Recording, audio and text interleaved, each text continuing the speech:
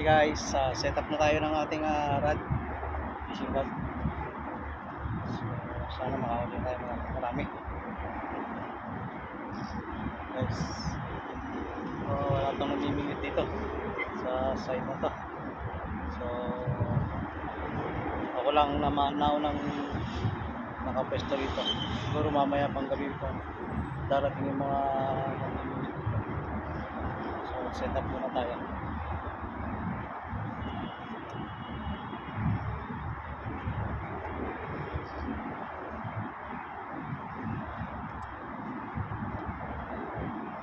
Okay. Natin kung ano yung mahuhuli natin ngayon. Ngayon, high tide ng dagat.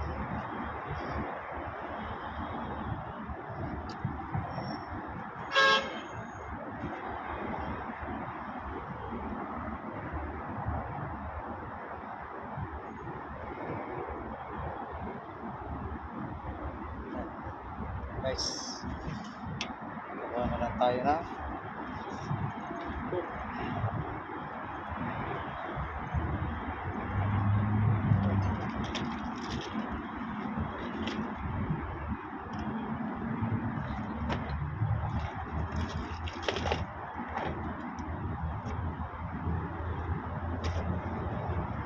mali guys, ang gagamitin natin teflon ang kain. Subukan natin, sana makahuli. Teflon to guys, kinaya ko lang naman sa mga nagpa-vlog. Sabi nakakahuli daw to ng bangus.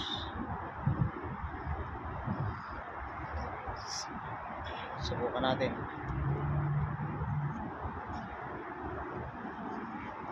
Kahit hindi bangus, basta't makahuli, okay na yun.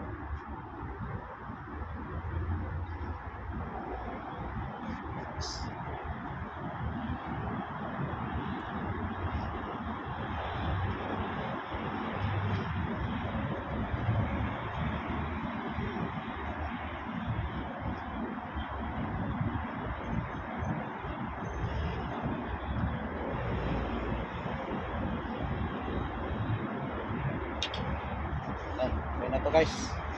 So, pwede na natin itong ihagis.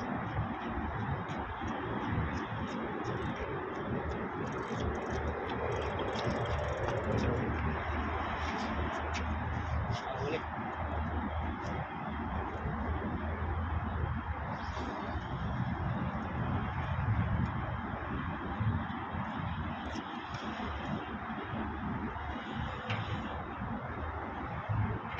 Okay na guys, nakahagis tayo isa. Yan. Okay, set na natin yung pangalawang rod.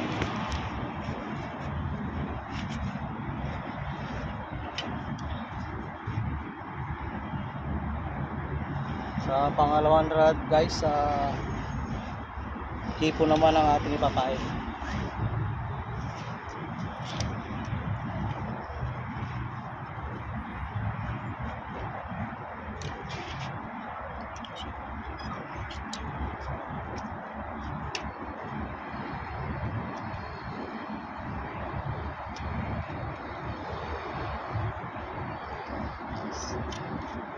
Lock lang naman to lang. Palak lang to guys. Na. So, tingnan natin itong isang weighted line. Ito para tong sinulit na malaki. Pakatibay nyo.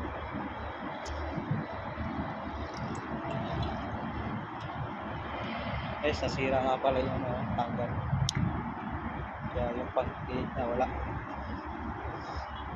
Hindi na napapalitan.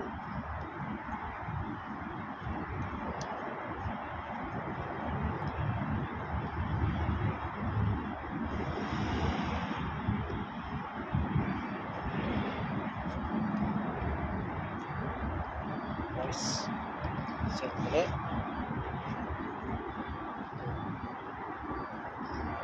Right.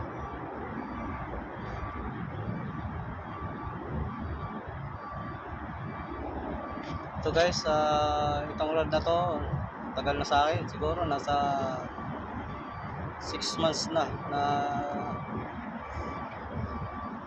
nasa akin. Kung mula nung binili ko, tibay pa rin.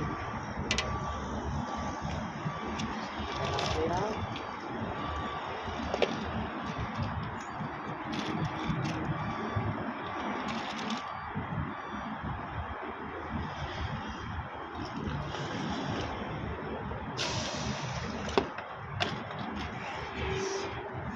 Ito guys, yung pangalawang setup ng rod.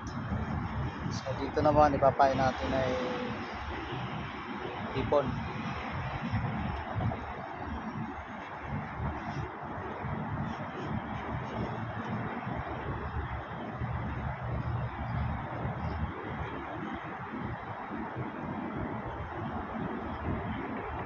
Ganito lang pag-setup ko para madali.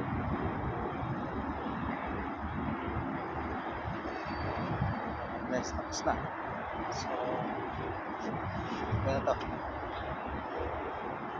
papainan na lang natin ito ng hipon.